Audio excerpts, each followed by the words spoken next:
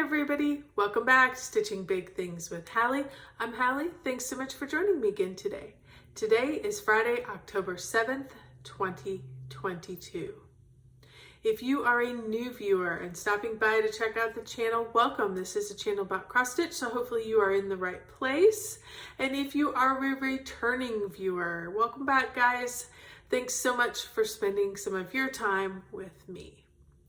How's everybody's 2 weeks been? Mine has been fairly productive, which is great. And geez, we are full swing into fall.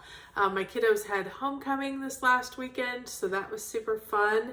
And we're getting ready. Next Friday, we're going to do a college tour. So my son had got accepted to McMurray University over in Abilene, and he's hoping to play basketball there. So we're going to go over, tour, and meet the coach. So we're excited about that. So that I will be able to report back next video. I do have a fun segment that I don't have very often. So, and I wanted to share with you guys. I have some FFOs. Yay! You guys remember, probably after StitchCon, I had gotten back some framed pieces. Well, I turned around, picked out some more items, and sent those off to Lisa, who is the Lisa of L&M Framing, and she is based out of Ohio. Basically, you package up your whips or your finished products and you ship them off to her, and she gets them, and then you and her communicate about framing options, and then you give her the go-ahead, you pay her, and you get back a beautifully framed piece. Now, a couple of things about, I sent 5. I only have 3 to show you. 2 are still in process, so that was good. We had some technical difficulties with frames being out of stock and not being notified properly and things like that. So no big deal. I've got 3 to show today, and I've got a couple more that we will show in a later video. So this is exciting. So the first one, the other thing that is going to be a little bit different about these particular items is none of these have glass. This is the first time I've framed without glass. So I did, when I looked through my stash, I picked not the most, what do I want to say? I hate to rate them in importance, but maybe in, I don't even want to say in love, because I love all my pieces, but I just didn't feel like these needed glass. These are going to be in and out frequently. They're not going to be out all the time, although I think one of them might be out all the time because I really love it now that I got it back. But so it's just something different for me. So so there's no glass on these, and remember, Lisa does not do any matting, so there's no matting on these. I did have a couple that I want to get framed, but they're bigger statement pieces, and I want some matting to give it a little more oomph. So I will have to take those here locally. But these are absolutely gorgeous. Let me show you. The first one I have here is If Pumpkins Could Fly. You guys remember this? I probably finished it last year sometime, maybe even this year sometime. I don't exactly remember when I finished it. I'm sure it's in my notes. I just didn't look it up. This is a pattern by Hands On Design, and I got it with the Garon Stitchery box that I bought, one of their Halloween boxes, probably about a year ago. So I probably finished it this year sometime. I think I did early in the year, but I loved it. I loved this kind of rustic frame. I thought it went really, really good with the coloring in the letters. So was super, super happy with that. And if you can tell, there's a little bit, just a little bit of poofiness. I went very mild on this. I didn't go very poofy, but I wanted just a little backing on that. So super happy with that one. Then, okay, this one this is an oldie. This one has been in my stash for a long time. I could not even find the pattern. I kind of did a general search before I jumped on here this morning. I don't know what the name is. I stitched this long before I started Flosstube, which has been, I've been here almost two and a quarter years. So, you know, this is probably 3 years old or so. But here it is. It's a lovely blue tree. And this one was a challenge. This one, I struggled with finding the right frame. We tried silver, we tried gold, we tried wood. We finally ended up coming up with this kind of dark blue that kind of, I thought, mimicked this darker blue. I was really initially trying to find something more like this, or even this lighter shade in here. I just couldn't find it. So we ended up going with the darker when I saw this one, even though it's very plain, which I like, because it just lets the stitching show. So again, just a slight amount of poof to it, not much. And this one's got a lot of beads, so it was super fun. So lots of cryonic, lots of beads. Again, I'm sorry, I don't remember. And I looked, I don't know that you can buy this anywhere. Maybe secondary market, or maybe in a shop somewhere. But anyway, so that was the second one that I got framed. Really enjoyed this one. And then this is the one, you guys, I liked this one. It was fun to stitch. But now that it's framed, I love it. Absolutely love it. This is my Temperature Tree by Stitch and Mommy that I finished at the end of 2020. So obviously when I started this, I didn't know what 2020 was going to be. I had no idea. And so for those of you who don't know, I'm sure most of you know, but for those of you who don't know, each leaf corresponds to a day of the year. So there's 365 days, 365 leaves on here. Each day, what I would do is go and get the high temperature for the day for here in Texas, and I would stitch that color. I did make a few adjustments. Obviously, this is the color range. I added the 2020 myself. It came without that, but I wanted the color range displayed. So here are the colder colors, which you can see this year. I never used a purple, any of the purples. So it looked like about the coldest we got was about this temperature. So we had a couple of those days in January and February, but not a lot. So this was a pretty mild year, which was nice. And these are obviously my higher temperatures, which you can see in Texas, we have a lot of higher temperatures. In fact, I only think I stitched one day of the absolute highest temperature. So, but they're all pretty similar. So the other customizations that I did, you can see here, there are a few days scattered throughout the year. Here, there's a couple, there's one there and one there, there's one there. These are all my family's birthdays. So me and my kids and my husband, this particular day was my 25th wedding anniversary, so that's why I made it all silver. I didn't put any color behind it, which I thought was kind of fun. And so this picture just has a lot of meaning to me. It spoke about the year that we had, and I noted everybody's important day on here. And it's just, this frame just really, really sets it off. I absolutely love it. It's really, really good. I did not think I was going to like this nearly as much as I did. So anyhow, those were the pictures that I got back, and I am absolutely thrilled. I don't know if Lisa will see this. I'm hopefully going to tag her in it, but she knows. I've already texted her how excited I was and how happy I was. Let me share with you her information if you are at all interested in having her framed. Now, listen, I sent 5. I told you that the Christmas tree one was one of the more challenging ones.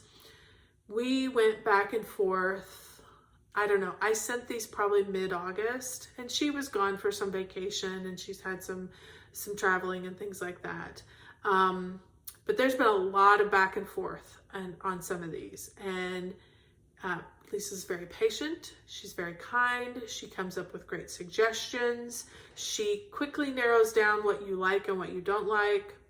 And of course you fill out an intake sheet. So she kind of has a general idea, but once you start communicating, and we just text back and forth pictures, works super, super simple. If I can't quite get a good visualization of, you know, I always ask for a blow up close up of what, you know, what the frame looks like. So like in this one, you know, I could see there was some detail, but I couldn't really, so, you know, then she gives me a blow up close up so I can really get a picture. She kind of does this part, the stretching first, and then she kind of like lays two pieces across it so you can get a good idea. And that's what she sends you. And you get lots of choices. And so I have nothing but good to say about Lisa and the process. So let me share her information. Here it is, and I'm going to link her down below so it's easy for you to get to her website. All you do is go on her website. There's lots of information on there. And then that's where you find your forms that you will print out and fill out for each project, one for each project that you send with your projects. So I'm sure that helps her keep track so that, you know, a project doesn't get lost or misplaced. So all that's going to be linked down below, but I do want to make sure everybody has her information. So Lisa at L&M Framing. Absolutely cannot recommend her more. We'll be sending her, I don't know if Lisa's going to be happy to hear this, but I will be sending her more projects down the road. The other thing I really love is she's a stitcher, you guys. There's nothing sticking out. She makes sure all of those little ends are trimmed or tucked in. I try to trim them, but invariably you miss one now and then. And you hate for when you look at a picture, that's all you see is that one little end that's still sticking out. And it's all, you're debating about, is it worth taking this whole thing apart to tuck that under? She does all that for you because she's a stitcher and she understands. So that's the other thing I like. So again, can't recommend more. Lisa at L&M Framing. Okay, let's start. Actually, I want to talk about August numbers because here we are in August. You guys, I had my notes down here and I wrote August. They're September numbers because we're in October. Okay, let's talk September numbers. I thought I had a pretty good stitching month. I had 14,415 for total stitches. My poor little full coverage. We're gonna have to do something, I think. In fact, I'm kicking around the idea of maybe a full coverage, like my focus being full coverage next year, because I feel like this year my focus has really been pulled with WhipGo, and I've been spending a lot more time on my non-full coverage. Listen, at the end of the year, because I keep track of both, it's going to tell me. My numbers are going to tell me where my focus has been. So it'll be interesting to see. But full coverage, 3,747. 3,000. That's the lowest number of full coverage stitches that I've done at all this year. And non-full coverage was 10,668. Now, a lot of that was working on Pandemic for Karen, which was a special thing, an unusual thing, but I do count it in my numbers because they were stitches that were done. So, as always, you guys know, I guess I forgot to give my caveat first. I share these numbers not to make you feel good or bad about your stitching. They are simply a reflection of how my month went and what happened here. So overall, not too bad. It started to pick up a little bit from some of my previous months where I was a little more scattered. I think I only had 1 or 2 days that I didn't stitch at all, which is really good. I think part of it too is we're just kind of settling into that school routine, which really helps. So, okay, now on to the stitching, which is what you've been here for. So, speaking about Pandemic, I told you guys when I held up the 2 pandemics in the last video that it started to call to me. So I had a little bit of time at the end of the month in September, not August, September. So I did put a little bit of work in on my Pandemic. This is a pattern by Long Dog Samplers. You guys probably all know and love it. And let me show you where I got. Last time that you saw it, I had this nice long edge here. I had this little part done, and I had this big motif done. So things I've added. I added both the birds. I added this whole thing with the big, they look like sunflowers to me, so I'm gonna call them sunflowers. Then I came over and decided to start working this. Got all this put in, got the rooster, got the reindeer. There's another reindeer gonna be over here, but I'm gonna shift over before I do that. Even got in the little rabbit. Now, one of the reasons why I did it this way, I did have an error on one of these sides. It is super, super minor, but I wasn't sure how much it was going to impact, and I didn't want to count anything off of here because I knew there was an error in here. It's very camouflaged, so you can hardly see it, and actually it ended up not impacting anything else. When I actually started from over here, which I knew was correct, and counted and worked my way across, everything came out number-wise okay. So I do think I can continue to work off of that, but I probably won't. I probably, just to be on the safe side, because the error was on this side, not on this side. But just to be safe, I'll probably go back up to the top and work my way down, just again to make sure that we're gonna be okay. So what is this stitched on? This is stitched on, where is my notes? 20 count hand-dyed Zweigart Ada from XG Designs in the colorway Deep Red. And if you can see, hopefully you guys can see, there's some black, a little bit of black modeling in there, some black splotches that kind of occur. I am stitching this with silk that XG Designs dyed as well. It is PS 95, which is considered a steel colored silk. I'm stitching it 1/1, and then all the animals are getting done in 310. These little guys here are, well, I guess if you come in a little closer, you can see them. They're little butterflies. There are a few in here that are going to come in the back stitching, and those will be done in the black as well. I'm running on Pattern Keeper right now, and I know they're there. I know I will go back and do them at some point. So that is my pandemic. I was able to get in 3,228 stitches. So not too darn bad for my pandemic. That puts it at 17.8%.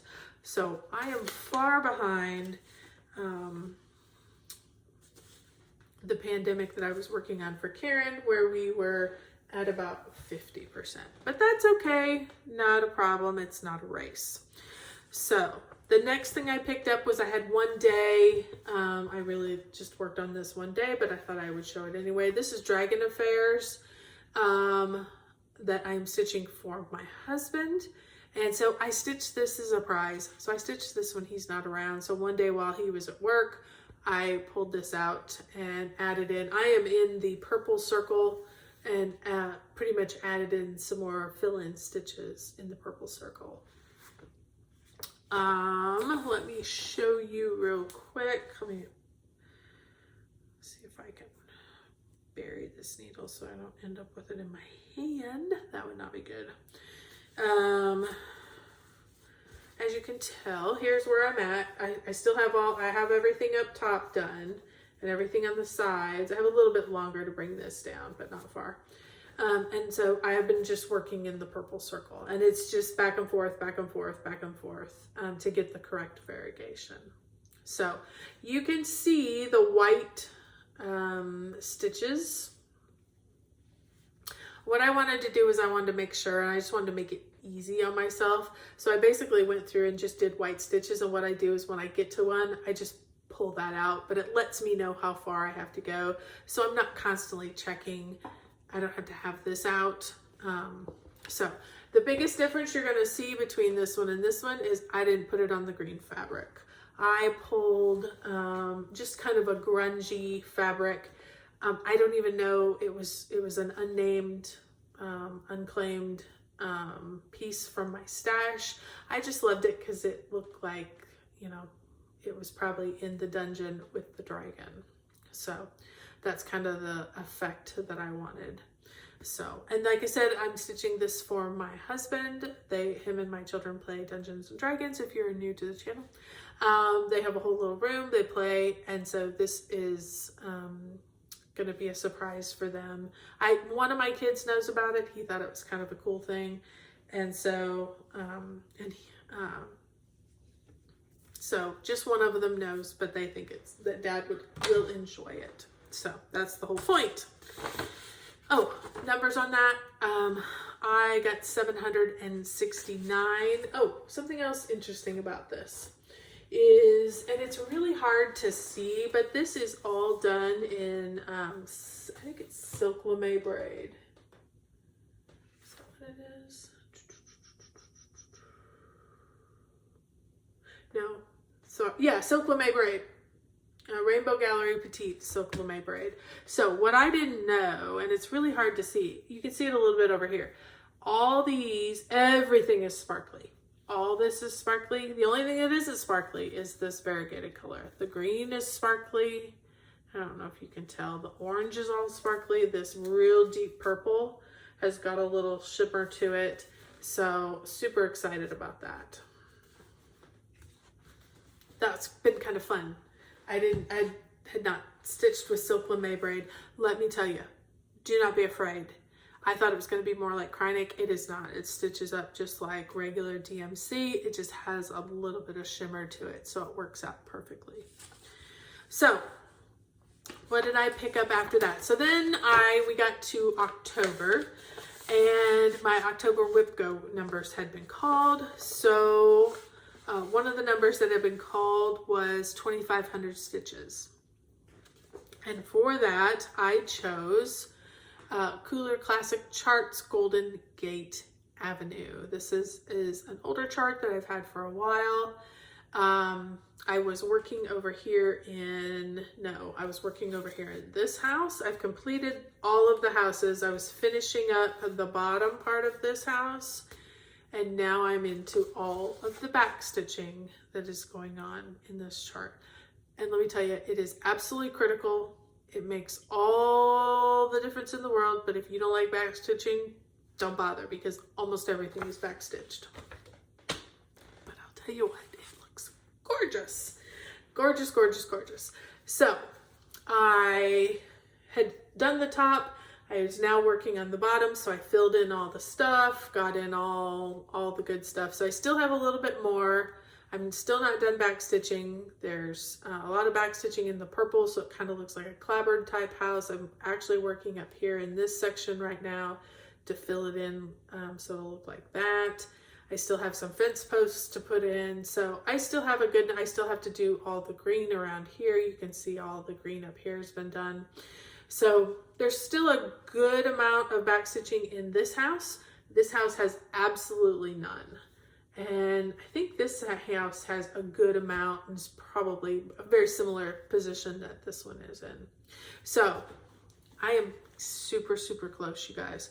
I was able to get 1,931 stitches out of the 2,500 that I need to meet my whip go goal. So meeting my whip go goal, no big deal. And of course, you guys know, back stitching only counts as, for every 2 back stitches I do, I count it as 1.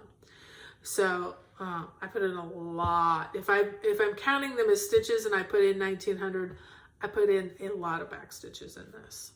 And I'm going to continue to work on this to meet my goal this month. And the goal is to go ahead and just keep working and to try and get this done. I would love to see this finished and off my list because I love it. I think it's absolutely gorgeous.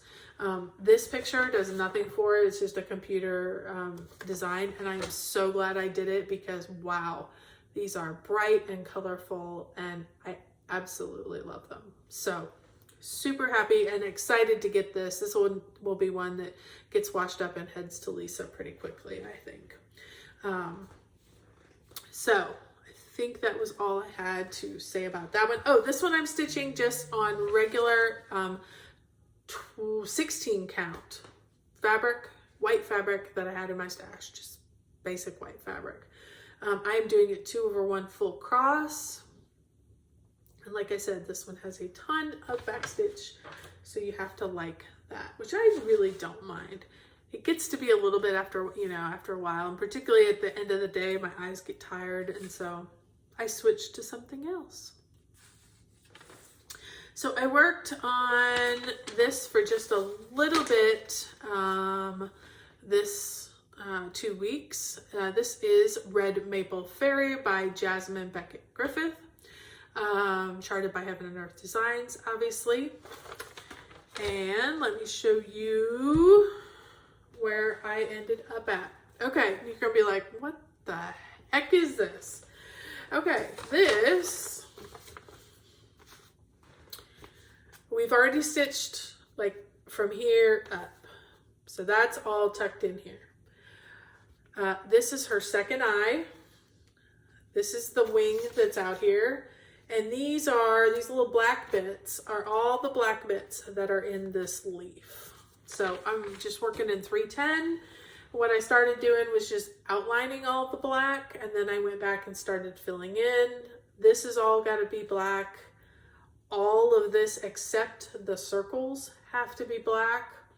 So this is a good project when you are doing something that you can be distracted.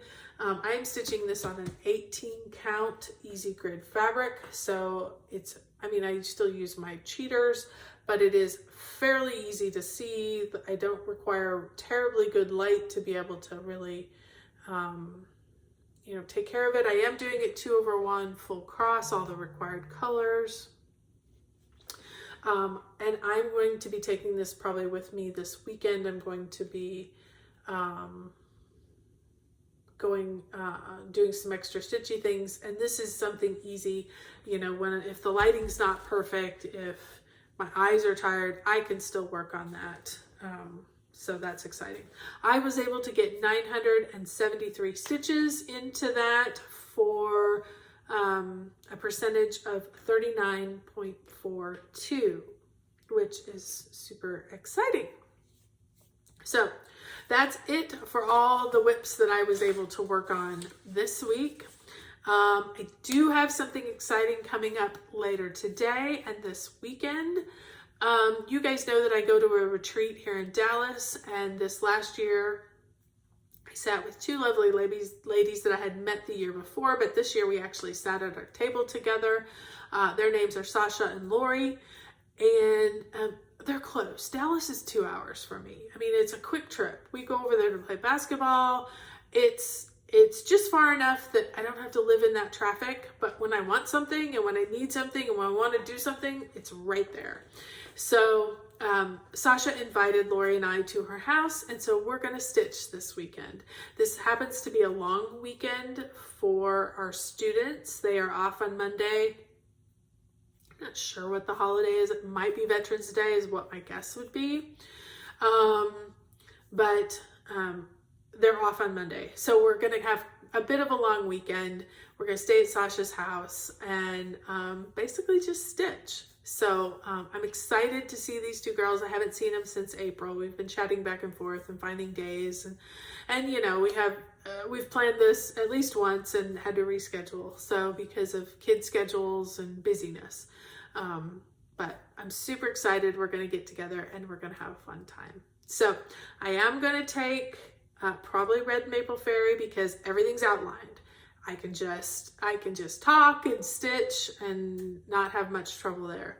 I probably will take the dragon with me just because I'm away from my husband, and so I can work on that fairly easily. Again, it's outlined, so it's just talk and stitch. And I may take a new start. If I can get the fabric prepped before it's time to go, I may have a new start for next week. So we'll see. But okay, that is it for this week. Thank you all so much. If you've made it this far, I appreciate you hanging with me. Definitely check out Lisa at L&M Framing. And otherwise, everybody have a good, safe week. And don't forget, keep stitching those big things.